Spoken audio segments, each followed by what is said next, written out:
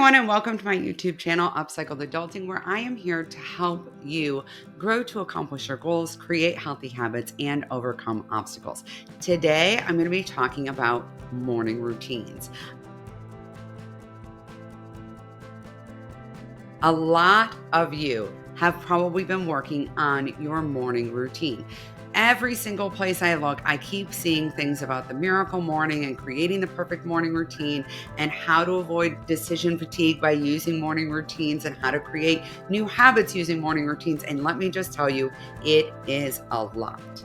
So today I'm going to share my 3 secrets to creating your ideal morning routine. Now, here are some things that you might want to know about me because if you're anything like me, morning routines are really challenging and problematic for you.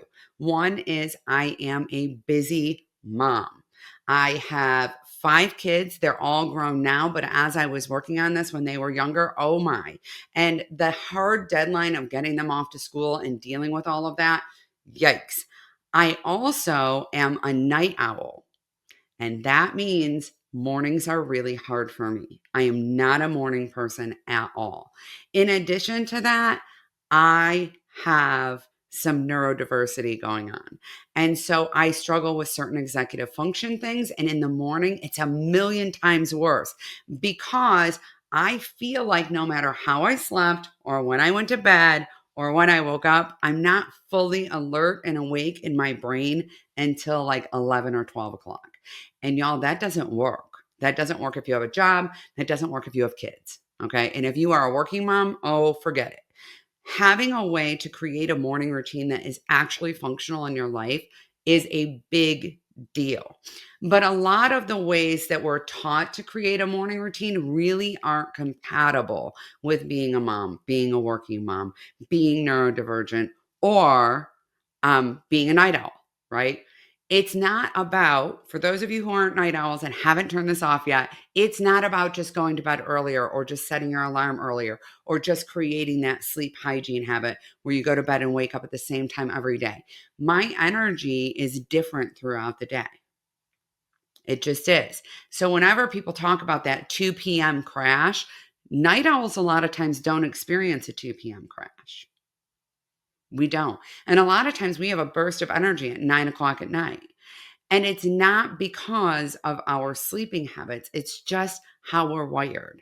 And just to put this out there, y'all know how I like to talk about how certain things are innate. This is innate. Okay. The survival of our species was dependent upon the fact that some of us are wired to have more energy and be more alert at night. This is how, when we lived in communal living, we would be safe because those who were more alert and had more energy at night could actually watch over and protect the community while others slept. This is actually natural. Okay. So, for all the night owls out there who've been shaming themselves for years, I just want you to know this is natural. So, what are the 3 secrets to creating a morning routine? For moms, for working moms, for night owls, for neurodivergent people, okay? For all the people who just can't do that documented morning routine that every guru out there is sharing right now. Number 1 secret is that if your morning routine is extended, okay, meaning if you're adding more things to your morning routine, the first thing you need to do is get up a little bit earlier, meaning do this gradually. Change the time you wake up gradually. A lot of us have read books or seen advice about creating a morning routine, and we look at it and we're like, that's an hour. I need to now get up an hour earlier. Okay, spoiler alert, that's not going to happen. That's not going to happen. If you want to make an adjustment, you need to do it gradually. I understand that, especially for night owls, you've been told over and over again that if you just set your alarm for an hour earlier, that you'll be tired at night and you'll go to bed and you'll just be able to do this over and over. And eventually this will become natural for you. I'm going to just tell you that that's not going to happen. What will happen though is you'll get less and less sleep. The average American gets about 5 hours of sleep a night. They have just linked lack of sleep to heart disease, diabetes, multiple multiple serious chronic illnesses. Not to mention that it is also connected to difficulty with cognitive function and judgment, and it makes you more likely to have accidents or injuries. And it's damaging to your immune system. Seriously. Okay. Nobody's going to do that. We will not automatically reprogram ourselves doing that. We need to make it more gradual and we need to be more patient with ourselves in that process. Likewise, secret number 2, we're only going to add one new thing to our morning routine at a time. Okay. One new thing. It's too much change. If you've decided that in the new year, you're going to wake up an hour earlier and you're going to work out, journal, meditate, shower, brush your teeth, get ready for work, eat breakfast. Okay. Those are the things you're going to do. Currently, all you do is brush your teeth and wash your face. It's not happening. It's too much. Your brain will reject this as an overwhelming amount of change and you will not be able to stick to it. Not to mention, again, that you're going to need to get up so much earlier to do all of that. Okay. So rather than that, what you're going to do is pick one thing and focus on adding that in.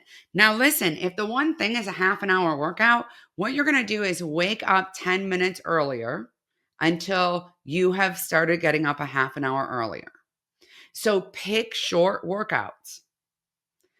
YouTube is a wealth of workouts. So if you want to start exercising, instead of going out and saying, oh, I'm going to work out for half an hour a day in my morning routine, what you're going to do is you're going to wake up 10 minutes earlier tomorrow. You're going to put on your shoes and your workout clothes, and you're going to stretch for 5 minutes. That's it. Or you're going to take the dogs for a walk to the end of the block. That's it. Okay. Then once you're feeling pretty comfortable with that routine, you are getting up early because, by the way, 30 days does not create a habit. That is actually dishonest. That's not true. When you feel comfortable, when you feel like, oh, this isn't really very difficult for me, I got this. And by the way, that's not going to be a week because you're super excited. Then tack on another 5 minutes or 10 minutes. Add a little bit more to that workout. As you're getting in that 20 to 30 minute range, start looking on YouTube for exercise videos if that's how you plan to exercise, right? If you're planning on heading to the gym, you need to consider the drive time. So you'll need to make the adjustment back a little bit more and a little bit more until you have enough time to drive to the gym, do your workout, drive home. All right. This is one of the reasons a lot of times I recommend people work out from home, especially if you are not much of a morning person, is just because that commute time can really actually get in the way, right? It's like the weather is bad. I don't want to leave my house. I don't have time to drive to the gym. There are all kinds of things that you can do, including just simply going for a walk. Okay. So, secret number 2 is you're going to add one thing at a time. And you're going to add that thing gradually if it requires a lot more time in your morning routine. All right. If you want to add body brushing to your morning routine, which I have done that, it takes about 5 minutes. It's okay. You can add that and not have to worry about making this time adjustment because it's something that's pretty quick.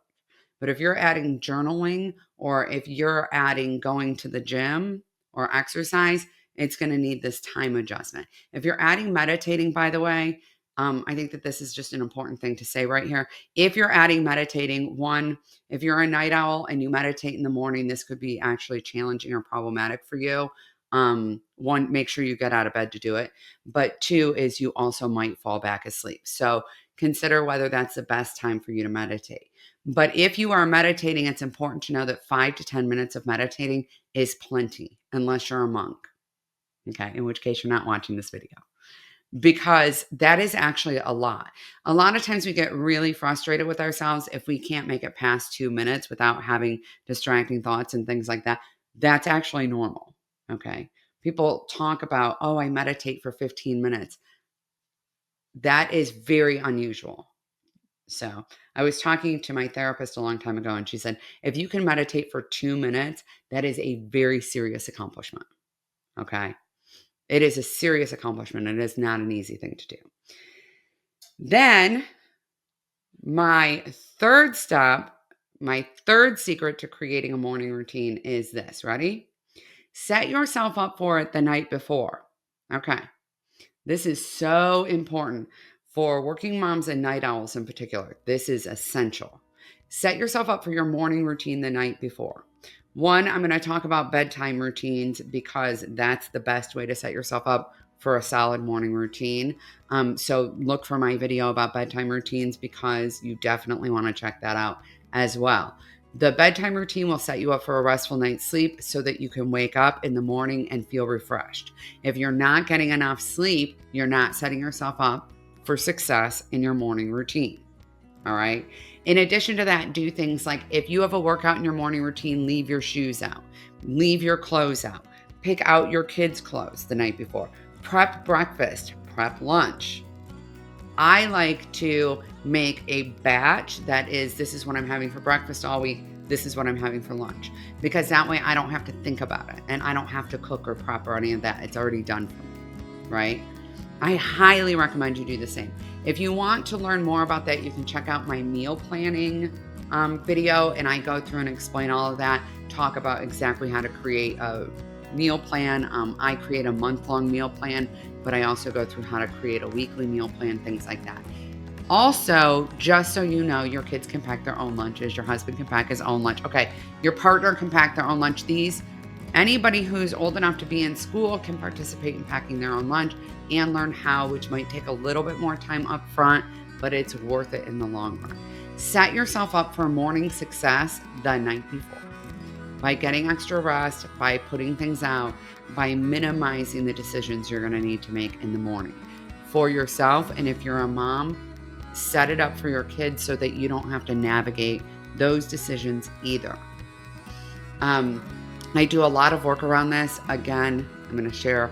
If you haven't checked out the mailbox system, check it out. It's a great way to keep your kids' papers all together so their backpacks are loaded and you don't have to think about it.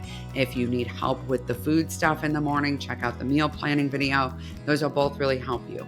In addition, make sure that you check out the bedtime routine video because that's where I'm going to talk about making sure that you're getting enough sleep and how to actually make all of these things that make your mornings easier part of a different routine so that they become automatic habits, because that's the actual ultimate goal. All right. Do not forget to subscribe to this channel. I am all about helping you create the life that you have been dreaming of because you're amazing and you absolutely deserve it. Bye, everyone.